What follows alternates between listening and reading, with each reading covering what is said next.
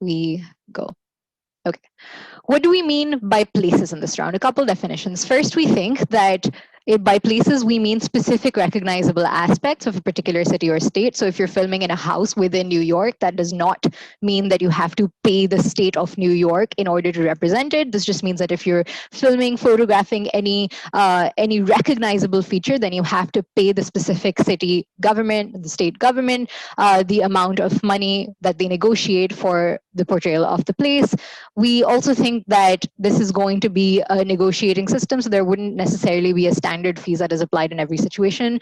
The city or state government would be empowered to negotiate. We also think that journalism does not apply. So journalism comes under fair use. So any idea of commercial rights does not apply to journalistic representations, which means that if someone wants to photograph a particular city or film it, they do, and it is specifically for journalistic purposes for a news organization, they do not have to buy these commercial rights. With that, what are our arguments? The first is a principal argument, right? For so long, individuals, particularly if you look at this from the lens of colonialism, colonizers for so long have misrepresented numerous places across the world, given them an orientalist outlook in whatever photographs and films they use. They have looted these areas, robbed their economies, and also continue to misrepresent them. What are the issues with misrepresentations that we see in cities and states? We think that we often see exoticized versions of numerous places across the world, right? So if you're filming something in Middle East, you're going to see a very exoticized version of that region. This is problematic on two levels. First, this simply is not accurate and perpetuates stereotypes of people within a specific region.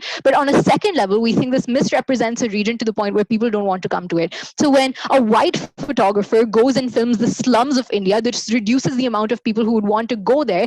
And there are people who start thinking that this region is unsafe, therefore do not go. So the economic disadvantage is two-tiered, one historical, one because of the stereotypes that they are perpetuating. So what happens in our world? We think in our world, you at the very least allow cities and states to have some say in negotiating how they are represented. Whether or not these negotiations are successful is whether or not these negotiations are successful will show to you how we're still better on balance, because generally people do not have to take permission from cities and states to represent them. And in doing so, the cities and states do not get any revenue. So in the best case of our world, cities and states are able to say, hey, the way you're using my particular image in your film, the specific frame in which you're choosing to use it, and the specific context in which you're choosing to use it is wrong and is misrepresenting me, and I don't want you to do that. But in the worst case, where we think even if cities and states do not have that power, they are still able to at least get some revenue off of it. And this revenue is good because it balances at least some of the horrible things that that have been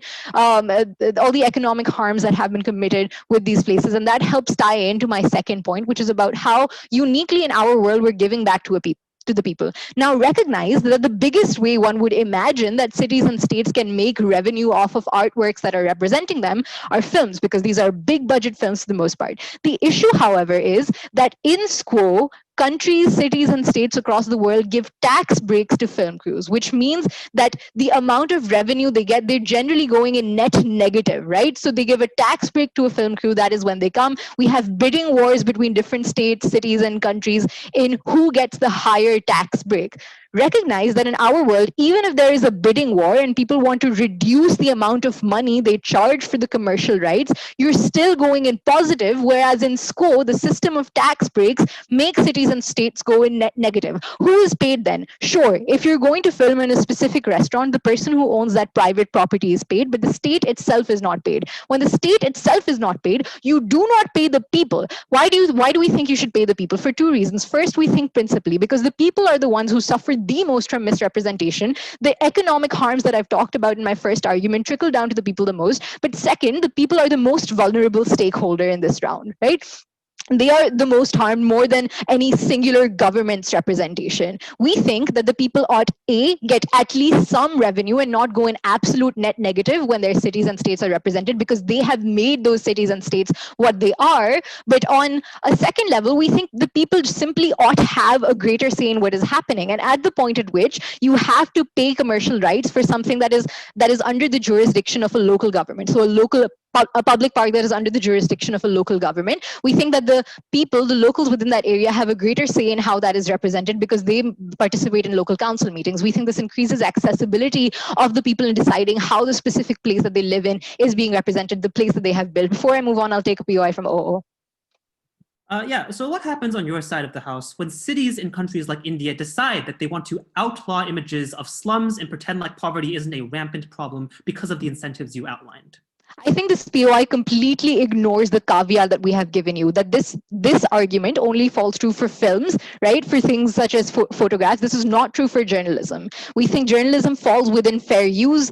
Commercial rights do not apply to it. Journalists are still able to represent slums. You're still able to talk about slums. We think, yes, even if authoritarian regimes do not allow their images to be used, do not allow films to use slums, we think there is still a net benefit because you're still getting awareness through journalism. But on a second level, people can't just come represent those slums and get away with it. Recognize that anyone who wants to do something about those slums probably watches things like AJ+.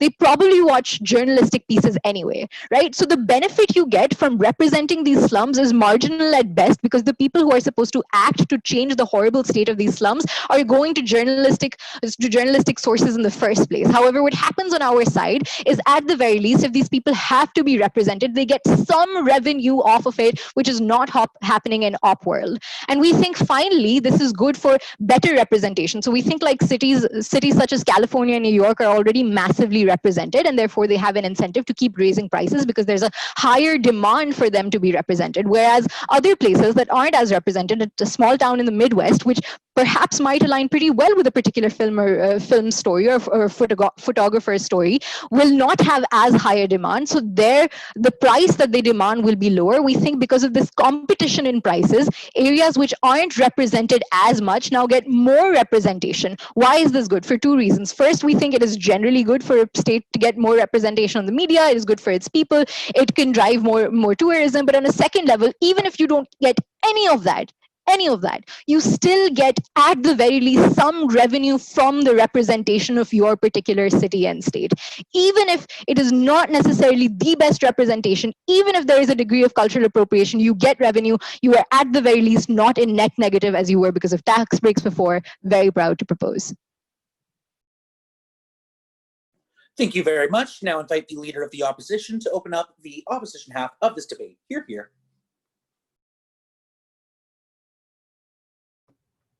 Hi, am I audible? Okay, I'm just gonna get my timer.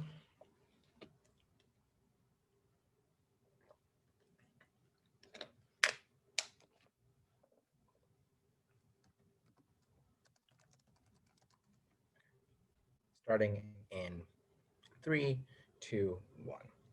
Panel, I think OG's approach to this debate where they just frame it down to one singular instance of like some bad white people going to like the Middle East or India and taking pictures or something and restraining the entire debate to that is just, one, not in the spirit of the motion, but also second, painfully unaware to how many commercial purposes exist, right? Just someone monetizing a photo is not the only way you can have a commercial use of something.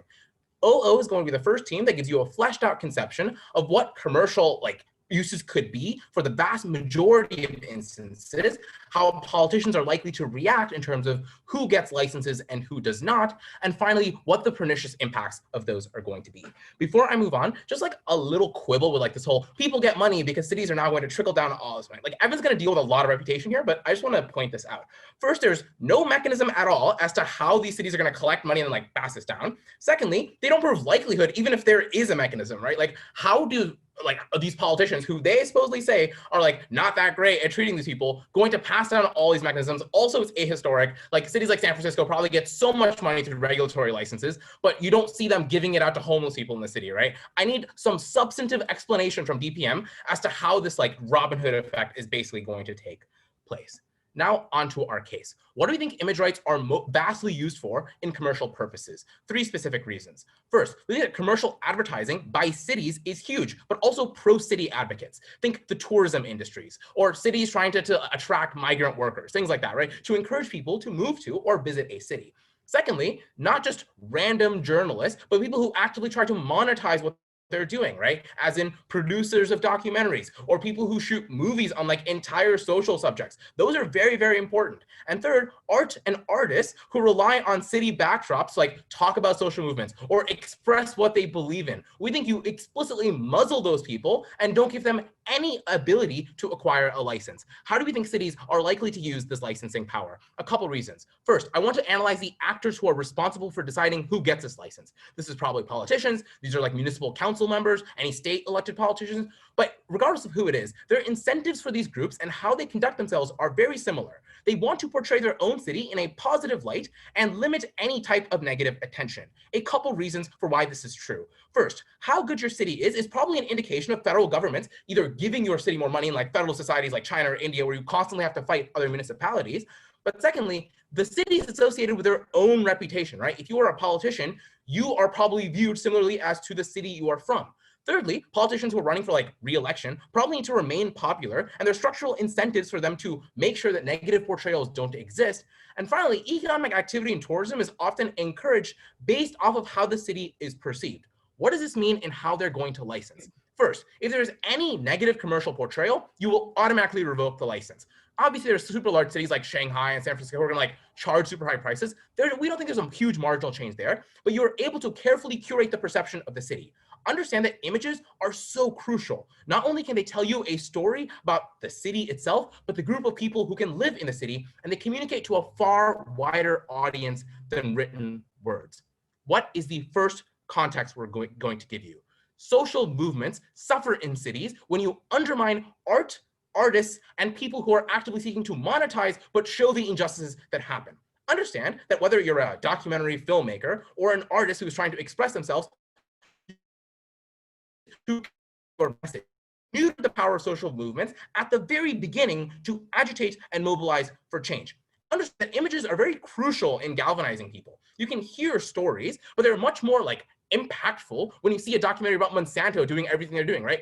The city would just be like, we don't want to do this. But hearing and seeing images and videos of like police brutality documentaries are what rouse people to change. Why is this so impactful? Three crucial reasons. First, many people in different cities, often that are unconnected, don't value the lives of people in developing countries often that much. They're very abstracted, right? i.e. people who are like painting about Hong Kong or like trying to produce photos and sell them to like foreign like people, those literally go away on their side of the house. The control of criticism can essentially just stop any news from coming out. Secondly, we think people have serious biases in terms of who they care about. Proximity bias tells us you just get more attention given to these issues when those people are able to effectively monetize it. But third, visceral emotional images of suffering activate an empathetic response. You can't do this with humans for the fact there's like large ethical concerns sometimes, but we form empathy better on our side because we can present images like people suffering, right? We care about those things at the point that we relate and say, what if I was in that specific situation?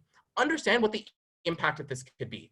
First, you eliminate any type of investigative documentaries or people who are trying to produce movies about social movements. Whatever they may be, those don't exist on their side of the house. Secondly, cities can muzzle the growth of these internal movements, especially through artists who often have to monetize to what they're like trying to sell, right? Those are completely commercial purposes. You're not a journalist if you try to like take photographs of something and being like, hey, this is something I want to get out. But thirdly, under their own mechanism, states themselves can muzzle cities who are trying to get something out. Before I move on, Puyoi from closing.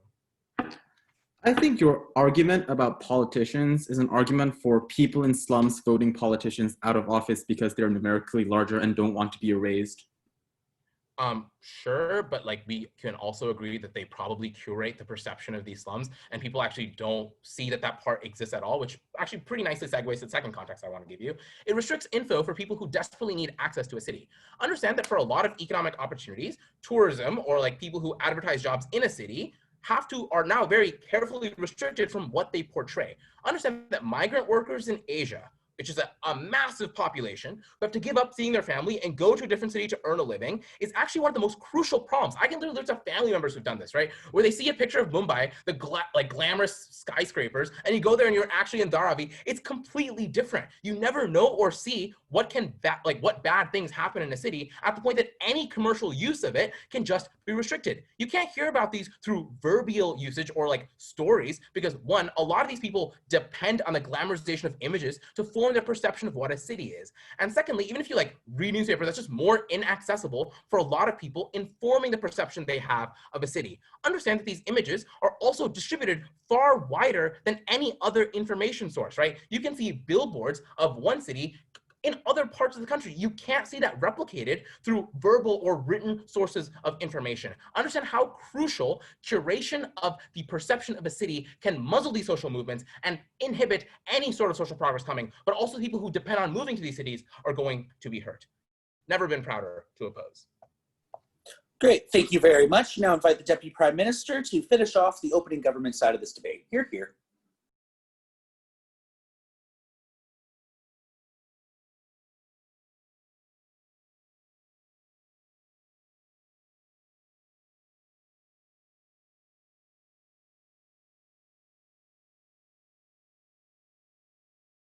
Sorry, is my mic working? Good. Okay, I'll just fix my timer.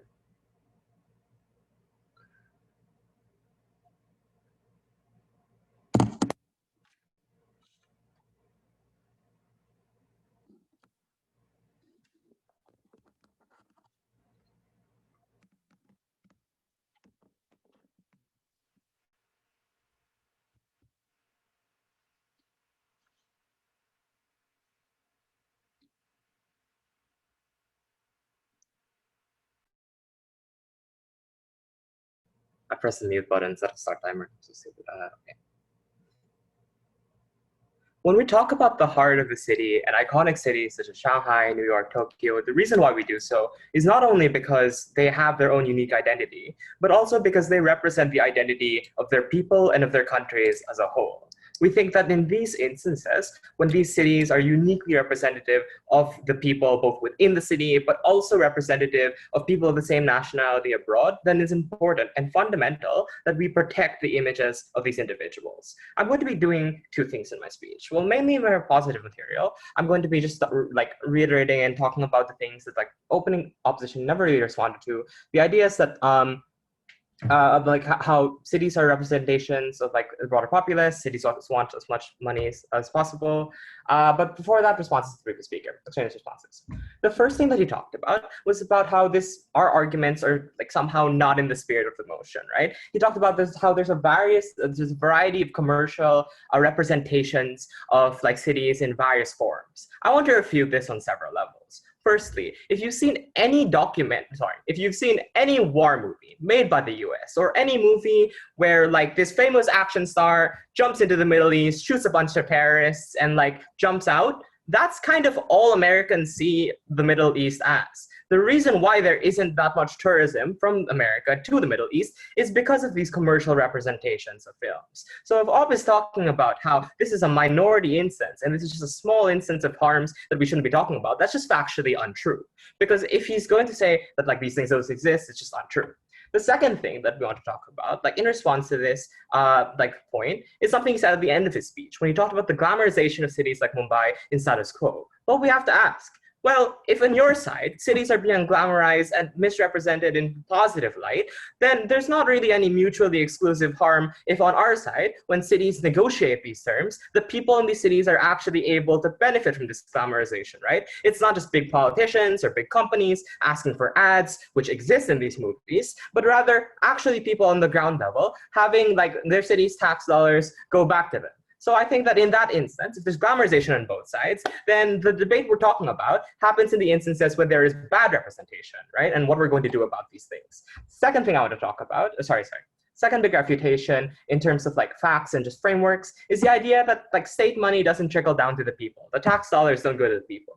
We just don't see this as factually true, right? Like even in the worst authoritarian regimes, there are some sort of public services, there are some sort of roads and infrastructure, and this money has to come from somewhere, right? It is tax money, right? So even if corruption takes like 60% of your tax money, if your total tax money increases by like $200, there's like 60% of that $200 still goes to the people in some shape or form, right? So we don't think that's necessarily true. First argument that he talked about, the idea that politicians want to limit negative attention to the to these cities, and that there'll be like wide amount of censorship. We have to ask this question this in several levels. First level, or level A, what is the harm of not having these representations in like specifically in the specific medium of commercial usage, right? We're talking about fiction films, we're talking about for-profit documentaries, because we have to ask, are there no viable alternatives? The only thing that OP says is viable alternative, or the reason why they want to have these things, is because showing the visceral reactions of like everyday on the ground lives of individuals in suffering, right? The individuals undergoing the atrocities of these regimes. We firstly think that this isn't unique to actually portraying like cities. Like you can have these narratives without the names of the city. And if you have these specific narratives that are sort of like parodying specific dictators and their names aren't in the documentary, but it's kind of pretty obvious when you look at like the news and when you look at the specific atrocities being talked about, like which dictators they're being talked about, then we think we get these benefits anyway. Or even if they're not specific, we think that a lot of these ideas of like representations of suffering are non-unique to depictions of specific cities, but just like about depicting the human experience in general. The next thing I want to talk about is we don't think it's true that just because there are no documentaries, you're not going to have any portrayal of these specific areas, right? We're not just talking about journalism, but we're also talking about how there are many individuals whose primary motive is profit. These authoritarian states, a big motive is profit. Even if they're going to be negatively represented by Western media, a lot of them don't care. Like there are a lot of documentaries that exist right now where you have like journalists buddying up with dictators, and the dictators like do atrocious things and they just don't care about Western representation. So like there are these documentaries that go out.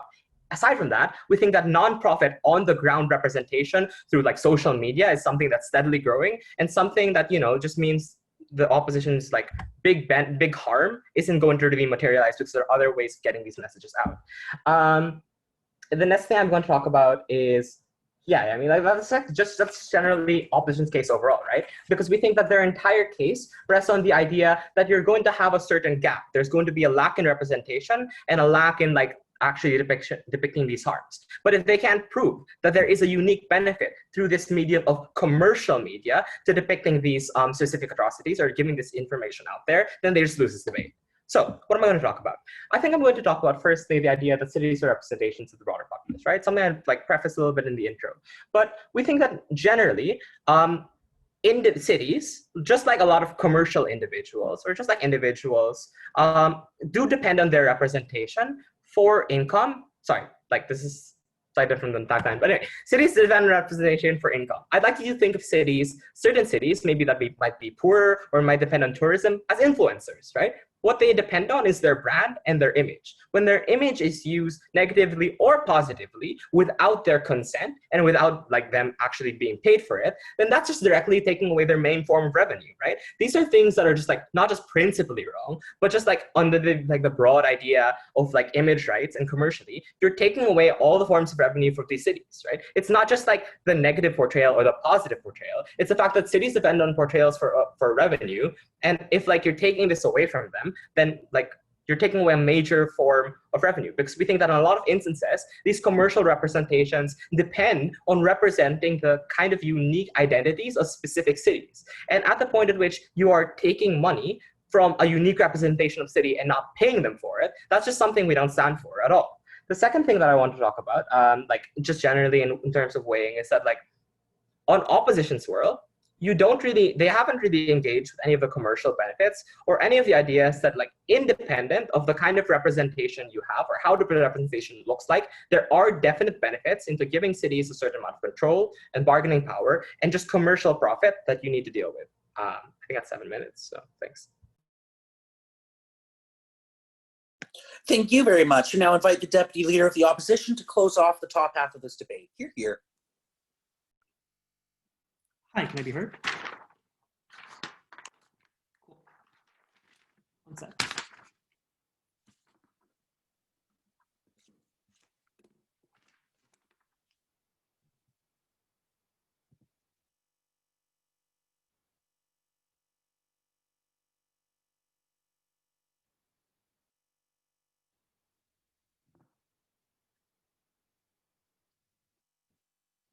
two things I want to talk about in the speech. Firstly, how is this policy likely to be implemented in the real world? And secondly, how does this affect cities? Firstly, how is this policy likely to be implemented? OG concede that it's the state and city governments who are going to be controlling the terms of these licenses and who they give it out to, but said nothing about the incentives of these people, besides one line in DPM that they care about profit, so they'll accept negative publicity if it gives them more money.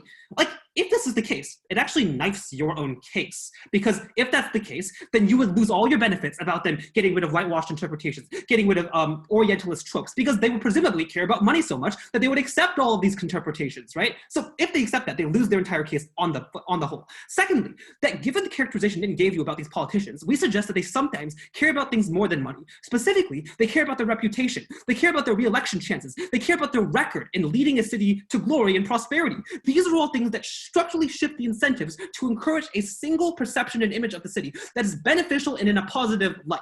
Now, I know what they're going to say. They're going to say, well, there are limits to this policy, right? Because it's based on commercial use only and excludes journalism. But here's the thing. These lines aren't clear, and it's impossible for Gov to pretend they're going to be clear. Governments have every incentive to delineate that line, and when they enforce the law, and they're going to likely delineate that line in a way that favors their own interests. And what this means is, if you look at like YouTube videos of George Floyd being beaten, they're gonna say it's commercial. Why? Because you can technically make money off of the advertisements you get from watching YouTube videos. It means when you see BLM activists who are advocating to take photographs of things like police brutality, they're gonna say, well, these people aren't actually journalists. They don't work for news outlets, therefore they're not going to be able to do this. This is the type of stuff that governments are going to do when they have every incentive and the power to control how laws are implemented and the power to decide what counts as commercial and what counts as journalism, right? The second thing they said in a POI was that, well, this is a reason why slums should be able to vote out these mean politicians and take back control over their city. Here's the problem. The slums and poor people you're talking about are those who are often the most disenfranchised.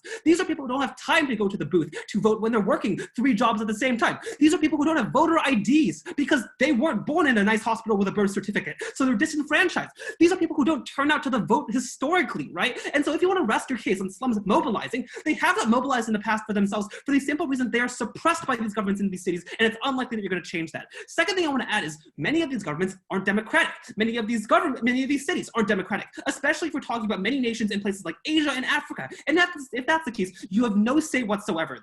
On the policy being used, OG had no characterization at all, and that's why we immediately win this debate. Secondly, let's talk about how this affects cities. The most important argument coming out of opening government was that they erased Orientalist caricatures. But this is the problem with their case. Those caricatures are not inherent to the city. If you think about it, the reason why people in the West perceive Muslims as terrorists is not because of the cities, but because of the ethnic groups and stereotypes of the people within those cities and of those nations, right? So on their side, you know what's going to happen? You're going to have a terrorist who is a Muslim, but rather than being in Mosul, they're going to be in an unnamed city that James Bond is going to beat up. So you don't change those caricatures because those caricatures aren't tied to the city of Paris or Mosul. They're tied to the people and the groups and how we see them, right? The second thing they said is now we get large amounts of revenue from many of these companies, right? The thing to note here is that film crews in the status quo already avoid filming in large cities because there's such a hassle to deal with. So for example, if you didn't know this, in Hollywood, most of the time when you actually see New York City on the big screen, it isn't New York City, it's Seattle. They go to Seattle or they go to Vancouver instead because they have lots of film crews and rich studios that can do things like Photoshop the Empire State Building.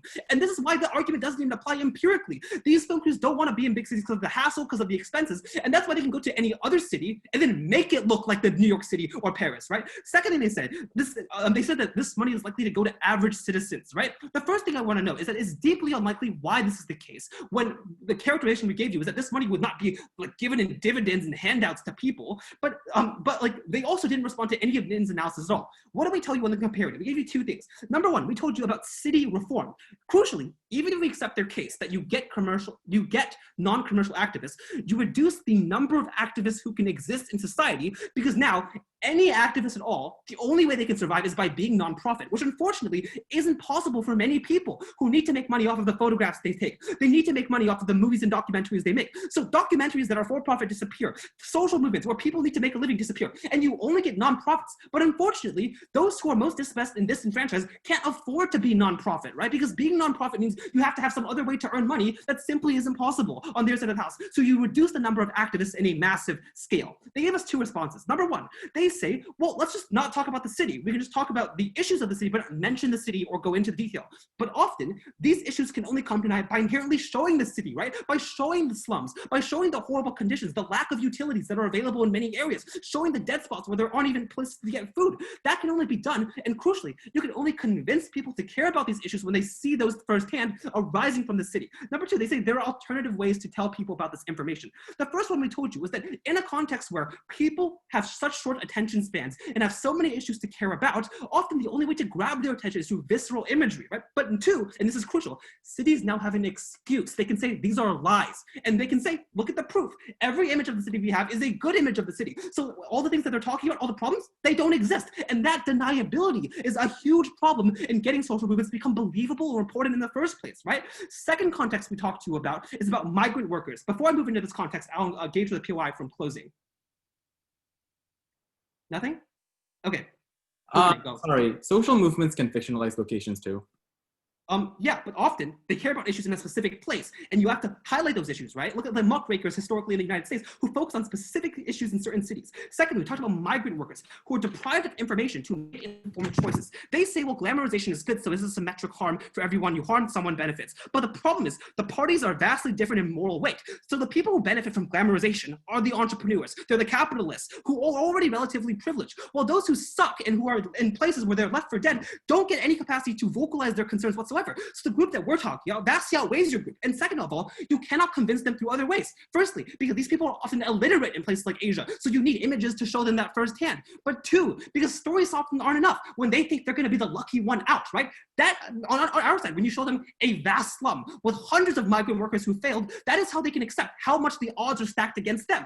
Finally, let's talk about artists. The artists we care about on our side are not large MNCs, but local artists, those who don't have access to strong Photoshop studios. These are people who sell mixtapes on the side of the street hoping to get big in a music career. These are people who produce indie films hoping to be shown at Sundance. For these people, they don't have the capacity to move out of their city. And often the images and works they produce are about that city specifically. But when you have incentives for politicians to earn as much money out of licenses as possible, you prevent the capacity for these people to access the capacity to produce art and disenfranchise them entirely. For all of these reasons, we are very proud to oppose. Thank you very much. Now invite the member of government to extend the back half of this debate. Hear, hear. 1 second, I'm just gonna get some sunlight.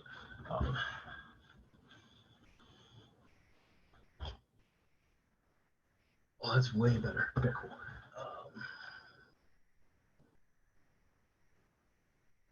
I feel way less dead inside now.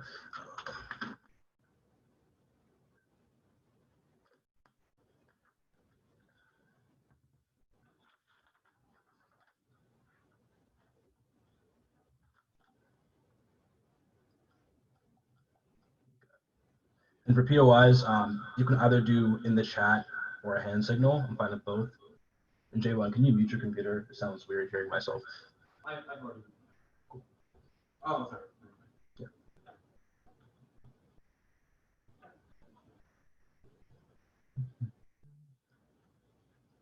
Starting in 3, 2, 1. So Top Half has a lot of problems. We hear from OG that they're also talking about film and just kind of movies, which is a pretty small part of the debate. I think tourism actually is important, as we hear from OL. But then OL kind of misses a bigger part of the debate, which is the counterfactual. They don't actually engage with how tourism or movies or books or what have you look on their side of the house. And the majority of the LO and DLO are just a broad variety of assertions that aren't really topical and don't really have warrants. You can check your flow and look for them, but they're probably not going to be there. I'm going to do 3 things in this speech. First, I'm going to refute the bulk of OO case because OG didn't really handle a lot of it. Secondly, I'm going to explain why R2 extensions are more important than OG's principle, which OO actually drops, and fulfill that principle. Thirdly, I'm going to explain what those principles are, what those 2 extensions are. The first one being on tourism, which will respond to the bulk of the actual OO, and the second one being what actually happens in movies, which is the counterfactual we never actually hear from OO, and why they're going to be out of the round pretty early on. Firstly, some reputation. The big main thrust of their case is there are all these small actors and small people who are going to be targeted, and therefore you can't get anything. First of all, I'm going to borrow the example from DLO. The small person selling mixtape at the side of the road in Harlem is not getting targeted by big corporations. This is why, for example, a SoundCloud rapper sampling Kanye West is never actually sued. Why? Because it costs a lot of money to sue somebody, and if I sue you for the 10 cents in your pocket, that's not worth a $500,000 lawyer fee for several years. So the small guys are never actually going to be affected, not actually targeted, meaning these small artists who are struggling, no one gives a shit about them because it literally costs more to find out what they're doing than they'll make from suing them in the first place. Secondarily, journalism solves for almost all of their impacts at the point at which most journalists take pictures and send things. And third of all, social media, not mentioned by OG, also solves. I'm sorry, DLO, it is simply not the case that if Kentucky says, oh, your Instagram post is now commercial, it turns commercial. No, if I'm not profiting from it and not selling it, it is not commercial and therefore not under the use of the motion. And for a purpose, if I have a public image of a street somewhere, that's also fair use. Meaning most of the things that expose mass atrocities, like TikTok things or WeChat things or Weixin things or Weibo things, are still online and therefore still possible. And if they're not, people and protesters use VPNs all the time, so no one's going to catch them anyway. So either way, most of the important things that are revealed in the world are still revealed. And then thirdly, on the politician thing, I think politicians who see this are going to take advantage of it. Why? Because if they can tell their constituents, hey, you are now empowered to figure out how you are portrayed, that will be a massive voting block. In the same way when someone black realizes, listen, my black life is now mattering in the streets and in the news, I therefore will go vote. Someone right now in different countries across the world will now say, listen, you all know you are empowered via these movies that are making billions of dollars each year, therefore support me and I'll give you a better image. People will campaign off of this and therefore they have a career instead of to make sure they have the best portrayal possible, meaning that every single new person over time creates good portrayals. Second thing to give you is the idea of revoking rights. First of all, not how it works. You sell rights for a nominal fee. You can't just revoke later. If you want a common example, and this is a weird one, this is why, for example, Mia Khalifa can't just revoke rights in Pornhub and suffers right now, because most people are trapped in cycles for a very long time. You can't revoke. That's factually untrue. Nextly, this point about information limits that OG never actually answered. And their point here was, like, if you're a migrant worker and you're moving, you're hurt because you don't know what the city is. First of all, like, you can just go on Reddit and ask people. That's free and not held by emotion at all. Secondarily, if you can't afford to find the free correct info that already exists, you probably also can't find the info that costs money. So unclear how this is unique at all. And lastly, from the DLO, the whole idea of lines being unclear. Again, you can't just call things commercial. If you're not making money from it, is it commercial? Cool. That takes out all of OO that OG didn't actually handle. Now for the extensions. The first one on tourism. This is going to be directly responsive to OO. Before I move on to that, OO, sure, give me your POI. What incentives do governments not have to skew the definition of journalism and commercialism in the same way that they skew the definition of terrorism to literally include anything that involved, like, basically attacking the US in the US? So the question didn't really make much sense. If they skewed the definition of journalism to include literally everything, that means we just have SQUO and therefore it's not part of the debate. If they skewed the definition of commercial to include everything, that means that their country can't do anything and they'll be voted out of office, because I imagine their people wouldn't be too happy about that, given they're losing valuable funding streams. So either way, not really important. If the entire movie industry just abandons a country, I guarantee tourist-dependent countries will be very mad about that, also vote out people. So either way, this is the correct itself, free market, yada yada. Cool, extension, tourism. So here's the biggest thing, right? We hear about tourism being important. We don't actually hear it being mechanized. How many do this better than OG did and answer it better than OO did? The important part here is the money in tourism isn't actually seeing the actual things right now. If I go to the pyramids of Egypt, I don't pay money to go see them. The real money in tourism is off marketing fees and advertisements, i.e. things that are constant and more important than OG.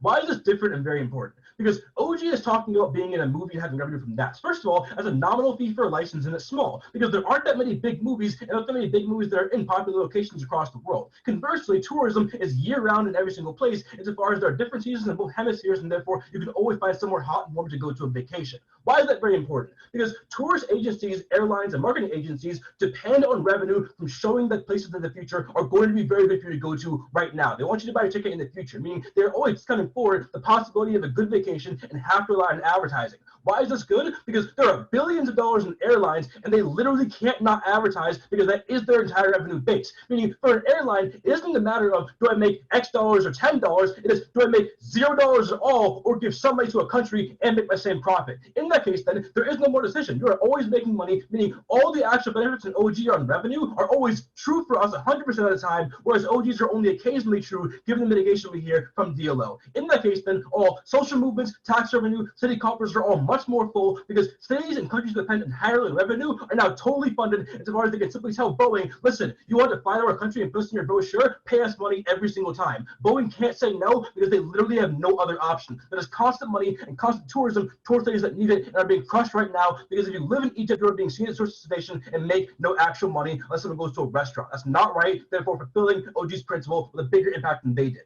Next, the counterfactual, though, because the counterfactual is commercial actors are still bad. And never really grasped this at all. The commercial actors also want to make things exotic. Why? Because if you're exotic and seem good, you get more money. Meaning the same motivation that apparently governments might have and they don't is actually more true for a commercial actor, making it seem really good, but it's not, to make more money. So if anything, turn all of DLO's points against them. Last extension, though, movie narratives. We think that what DLO said is true. People prefer fictional narratives. Why? Because if I'm a lawyer working in a movie studio for a new movie with new investors, I don't want to risk being sued. In the same way that Robin Thicke, when he was sued for Blurred Lines, lost billions of dollars in revenue after the fact for his actual record label, they don't want to risk that because they know that any possible interpretation could mean multiple different people, meaning there won't be bad portrayals of Muslims. They'll simply make it so fictional that it couldn't possibly create lawsuits because lawyers really hate risk and investors hate losing money. So they will always either go for very fictionalized content that can't possibly be lawsuited, or entirely go to the countries themselves and bring studios to them instead of deserts in Arizona, meaning you get more revenue internally and better portrayals.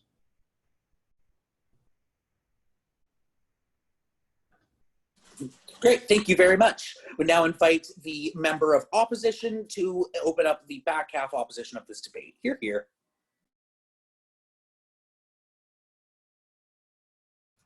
Am I audible?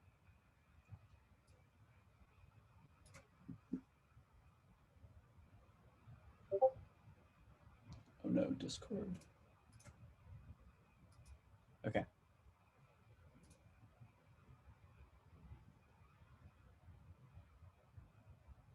Our claim on closing opposition is that image rights leads to substantially worse representation of cities, reduces investment into those cities, and destroys the capacity of small media creators who are often the ones who buck stereotypes and offer the very cool and interesting stories that government wants. When OG says these regions are exoticized and never get revenues, this is going to get much worse on their side of the house. The thesis of our case is very simple, is that if the cost of filming now in the location currently is higher, you now use a repository of older, expired copyright, much cheaper, but often serviceable things like stock images and stock photos that are much better at being cheaper in terms of your filming, but much worse at representing the city that you want to be represented. We're going to provide just better arguments than OO, who overpromised on their impacts with there might be a Patriot Act, but for establishing shots of New York arguments, and under-mechanized their warrants, where they literally asserted so much of their case. And we're going to prove to you how we get better, more creative films that improve the prospects of cities in the long run. Our claim is that even politicians acting in the best faith, i.e. the best case of the government side, ruin the economic and optical prospects of their cities. First, I'm going to really briefly deal with CG. Much of our responses are going to be integrated or implicit. CG says, small guys never get sued. This is not true. Small guys are really worried about losing all of their money from the risk of getting sued. So all you need to do now as a company is just put them on notice. Like, think about how scary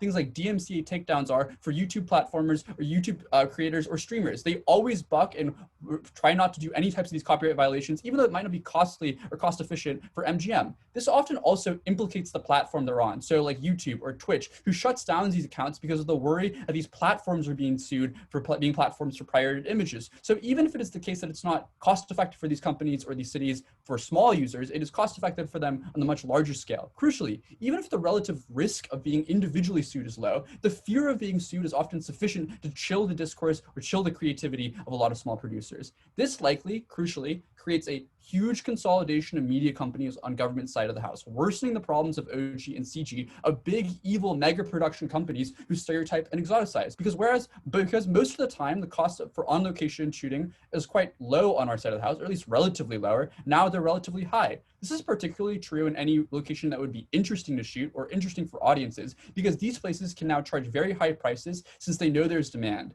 This is harmful for small content creators, small studios, etc., because the margins in media are extremely tight. Making movies and music videos are usually quite risky. The chance of box office flops means you need to be quite certain your movie will make money before you make it. Anything that could be perceived as having the potential for monetization will be taken down because it's seen as in direct competition with the city's ad board. And so these risks often deter people from going into these places, especially if they're small content creators. In order to overcome these upfront fixed costs, the only companies that can survive are the large ones. Small content creators need to then come together or get folded into huge media companies. Why is this bad? Because if it is the case that these huge media companies are the ones who are often the ones that are very white run, very exotic, or very willing to pander to just the basic American stereotypical interests, those are the ones that are less likely to be the ones who are going to produce the authentic stories about your city or introduce really cool features of your city that maybe the stereotypical big name director never would have. These small content creators tend to be more independent and less likely to be, for example, state-owned or owned by very large profit interests that only care about the lowest common denominator, racist intuition of the audience. They are the ones who break interesting stories, challenge conventional portrayals of marginalized peoples, etc., and those groups collapse. Extension proper. First, I want to talk about whether or not these film projects or images are good for cities with licensing rights. Because OG says without licensing rights. Because OG says without licensing rights, there's no benefit these types of people, these types of groups provide. Oftentimes, it is the case that having film crews in your city is quite good for you. Lots of places choose not to have image rights right now. Like OO points out, Vancouver is a great example of this, but it's not just because Vancouver is a great place for people to sidestep the image rights of New York, but it's because these film industries are quite critical for a lot of smaller cities in the first place. That is to say that Vancouver makes a lot of revenue just off of film projects that now gets completely screwed on their side of the house. Why is it the case? First of all, notice that the ways that the revenue exists in the status quo that these cities can use.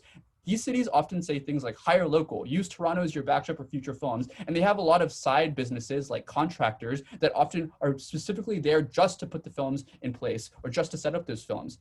The reason why there's the ex ante, this limits investment into smaller cities because they're often used as backdrops because they're considered as cheaper than filming in New York. Critically, on their side, this relative affordability goes way down, and even worse for Gov, as demand for filming in these regions goes up, the licensing cost goes up because cities only might have a limited amount of contracts they're willing to give because people want to film in the same place and they can't all film in the same place at the same time because cities think they can extract revenue for all of the bad beliefs of OG and OO where they're just trying to make a lot of revenue and just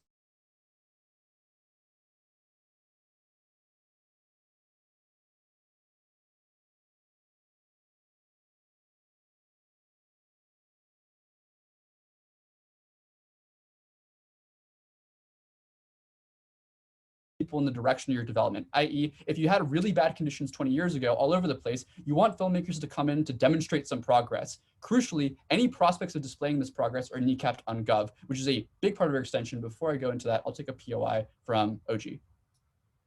Right. If the government is a bad actor, artists are still able to create from the media that they have from before and talk about censorship. If it's a good actor, the revenue goes to small town people in countries and states that weren't represented before.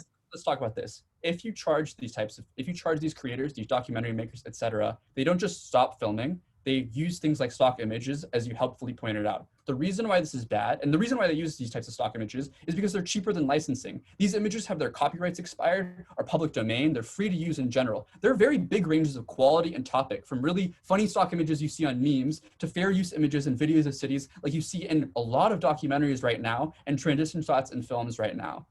Cities are probably also going to be fairly obstinate on contract negotiations, where people still have an incentive to produce, for example, negative films, and cities don't want to let them do those negative films. Or if people want to be favorable at those cities, they still have to pay the city in order to film them. The problem is they can't afford these types of licensing costs in a lot of cases, or don't want to pay those licensing costs. What do they use instead? They use stock images from the 1980s or the 1990s that crucially probably don't demonstrate any meaningful progress in that city or any meaningful conditions on the ground as it sees right now. Why is this a problem? One, this deters any tourism that you might want because you look at an image of New York and you see the 1980s taxi cabs and you're like, wait, this place is not as great as I thought it would be. But in general, it's hard to identify any sort of progress in that city as a tourist. You're not able to see, oh, is New York safer than it was 20 years ago? Well, the films have not told me anything to suggest otherwise. It is hard for me to be a tourist. This is a really big problem for them because you lose any of the capacity to gain revenue because now filmmakers by and large just use older images as opposed to current images, and you have no prospects of showing development. It makes it much harder for cities to grow. We're very proud to oppose. Thank you very much. Now invite the Gov Whip speaker to finish off the Gov half of this debate. Here. Thanks. Can I have 30 seconds?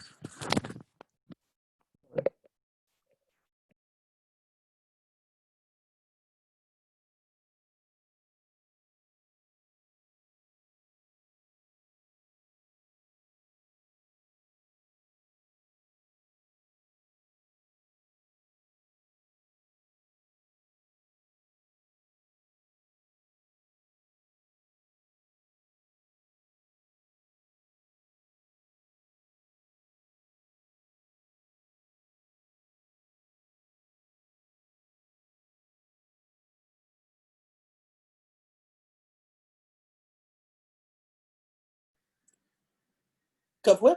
Yeah, sorry. I forgot to unmute myself. Yeah.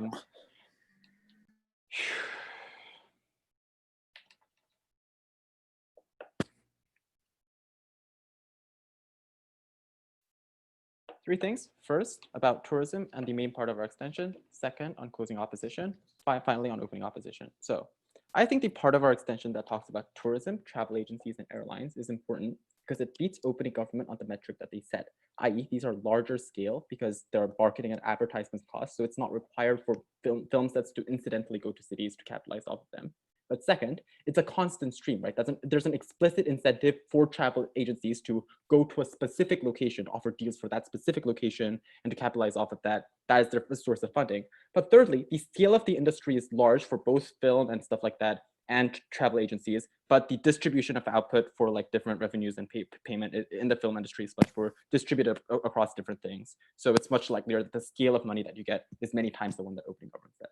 The final thing that I want to note here about the weighing is the way that this is priced, because closing opposition is right to suggest that New York City will probably charge higher, but I think that the biases of most people in wanting to go to tourist locations is oftentimes not to go to Boise, Idaho, or somewhere domestic, but to go somewhere that is like popular, known as like a distinct location, things of that sort. So actually the way that this is priced ends up benefiting the most vulnerable countries most. This first fulfills the principle on opening government better than the warrants that they set, responds to the worst case scenario where they say exoticization happens, because that is non-unique, and on their side of house that will happen too. But finally, this is really, really important in the context of coronavirus, where after the pandemic, huge numbers of countries that were relying on tourism will use this revenue to recover their economies and repair them to be able to like revitalize the industries that exist within that. We think that this is the largest financial impact in the round, and the minimal differences over whether or not people in developed countries have biased perceptions of people in developing countries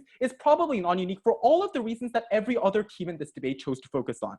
So that's important, but I will also engage with the part of our extension, the other part of the debate, and talk about our extensions on those issues as well. So first on opening opposition. Okay, closing opposition.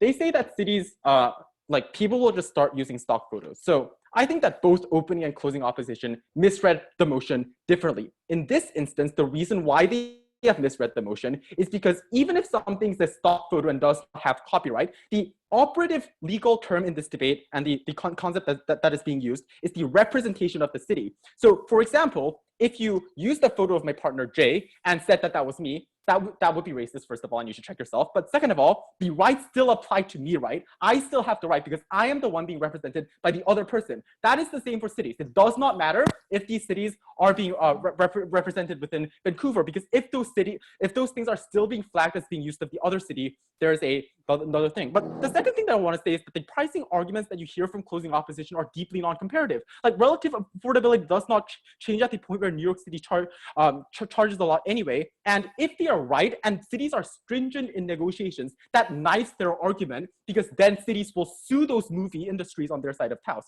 Another warrant for why smaller industry like artists are not being targeted. Maybe lawyers are like really, really expensive, and you can't really expect a payout from them. It is easier to target large actors that are maybe from other countries. It is easier to paint them as evil and to go after them in lawsuits. It is much better on our side of house when we hold those people to account. Second thing that is feasibly part of their extension is the part about the chilling effect. And I think that this is a smarter articulation than opening opposition. Maybe it's a bit more topical. Couple of things. First, we explained to you at closing government that city governments do not have an incentive to go after the most weak artists. But second of all, turn the argument that you heard from opening opposition. They say that movies will start avoiding cities and move to fictionalized locations. I don't know why social movements can do this as well by resorting to things like symbology or internal indicators. Like the actual commercial work does not need to contain this representation. You can do it through cues like which Facebook group you upload these kinds of things to. And additionally, we also tell you that campaigns and individuals within these cities can actually campaign on this as an issue and get political momentum for changing the practices that are being used by these cities. So if there are abuses, then we argue that that is good. But the problem for the opposition is that they have yet to isolate an external actor that is wholly benevolent and willing to do this in a way that critiques those city governments without being journalistic organizations or Black Lives Matter, which would not apply on this motion. And they never actually gave us an explanation for why that was the case. I've also told you why large corporations are easy pickings for politicians. They are easy to target. The MO warrants, but finally, the MO warrants for why the chilling effect doesn't apply is in the status quo, like, this argument would be for like SoundCloud rappers being sued on their side of the house. That is not true. But lastly, their arguments also rely on like a concentration of location and like location being like crucial to the way that artists operate. That is untrue for the reasons that I'll say when I respond to opening opposition. But before that, I will take a POI from the opening. Representing New York City as Gotham works for films, but not for social movements, because often one of their main goals is convincing people that the problems that they're talking about are real problems, and you can't do that if it's in a fictional location with fictional people. I disagree. I think that social movements can be transcendental in the problems that they say exist, and can say that localized places like problems exist in the same way in different locations. But also the argument and the response that I just gave you is that social movements can evoke location, just not the specific city, such that they would not be targeted for lawsuits. And I think the fact that you can do this in things like Facebook groups of things of that sort means that they wouldn't be paid anyway under the opposite, they wouldn't have to pay anyway on our side of the house. But even if they did, that is good for those social movements. That is comparatively better than your argumentation.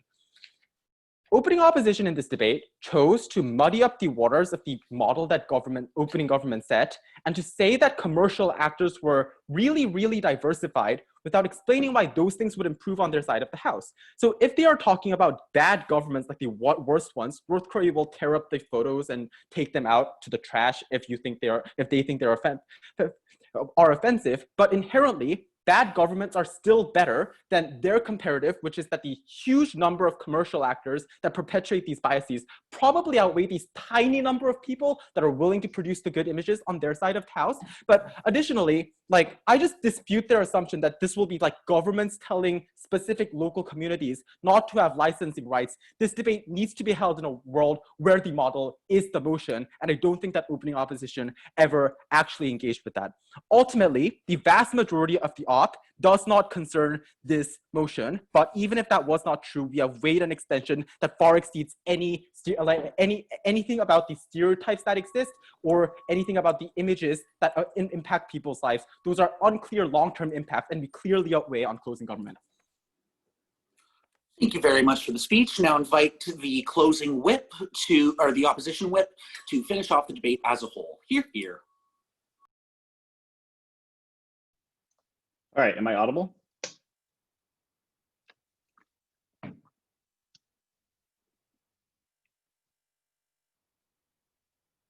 Let's start with talking about what our CO extension was and why I think that whip speech didn't touch a huge part of it. So we told you 4 things in extension. One is that we told you there are increased fixed costs for people or institutions that want to go into areas that are previously underrepresented, that these fixed costs discourage setting up infrastructure for shooting there consistently and encourage these people and these institutions to go to where they have infrastructure already. This means that small companies cannot survive with these types of fixed costs because their margins are so slim. The second thing that we told you related to this is that there's an increased risk in order to get this done, which means that people are worried, right, about getting sued because they might misportray, for example, Kenya. They have no incentive now because there's a risk. Their response here is very thin. They just say, no, small artists are not taken down, but they don't engage with our analysis. One is that oftentimes it is a platform that is hosting the small artist that is worried about getting sued. So YouTube or Twitch or SoundCloud themselves, that is a large institution that has a lot of liability. But second of all, recognize there's an asymmetry of risk. These types of things can be existential for small artists, so the chilling effect is really severe. Even if there's a low probability, the high magnitude of the impact of getting sued means that these people don't want to investigate things that could potentially get them sued.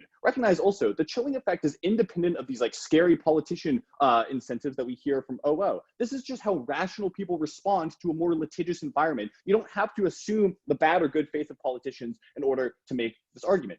They say literally that, oh, it's easier to target larger actors. I don't know why this is true, especially you can threaten more effectively smaller actors. But again, they're often suing the platform, not just the individual artists. But also, they missed the boat here because all of their responses are about the risk imposed on small artists and small companies. But that's not what our argument just was about. We're also talking about large companies, that large companies have an increased risk because every single piece of media that they create is inherently risky. Box office flops are terrible for media companies, which means that there's a giant increase in the amount of fixed costs to the project. They need to be extra certain that there's going to be an increased return on that investment, which means all of the arguments we hear from Gov about being innovative with your narratives, about portraying people who are not typically portrayed, this gets way worse on their side of the house because media companies run to the lowest common denominator of what will surely make them money rather than taking risks by increasing the fixed costs. We hear no response to this argument. It's not just about small creators. This can be round winning insofar as we now control all of the impacts that they talk about, such as narrative representation, etc.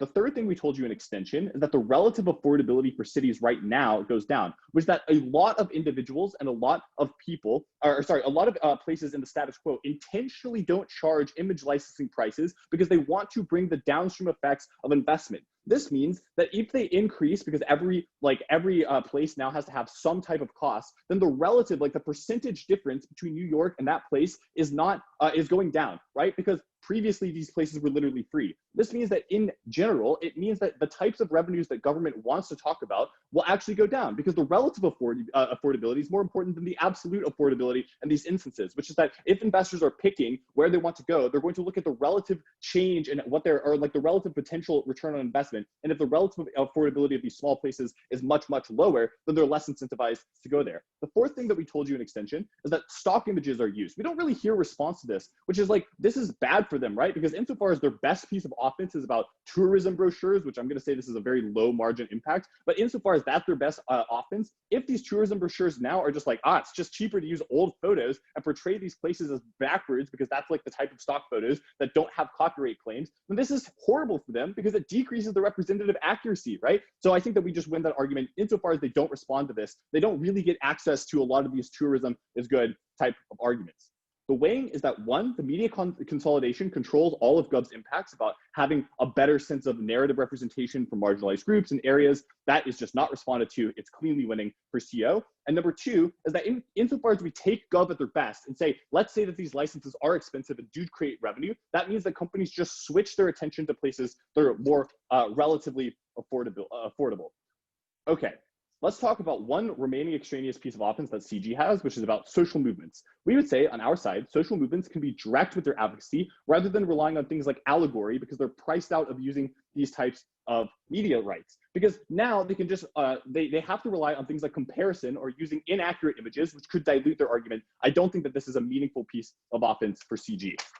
I want to differentiate a little bit from OO because they're probably a little upset that maybe some of our arguments sound similar, even though they don't. I want to be clear about what OO said and why it's dramatically overpromised. One is that they talk about these incentives for politicians to misrepresent the city, but I think that this incentive probably exists in most instances. The ads that a city release are always going to be positive. I don't see where the threshold difference is here, so it's probably not going to apply to that many cases. The second thing is they're just not charitable to Gov. We take Gov at their best by saying maybe these politicians actually do want to bring exposure to their local areas. They actually want to bring positive attention to their city in order to address the problems that are there. They assume politicians are always interested in hiding problems. I don't know this is necessarily true. But when we tell you that even if the politicians were well motivated and had good faith, the fact that it is relatively less affordable now for media companies to go into those areas means you don't get as much attention, you don't get as much accurate representation. So we do the work, uniquely CO does the work of taking opposition bench above government bench because we take Gov at their best, whereas OO is just extremely uncharitable upfront about the motivations for these companies.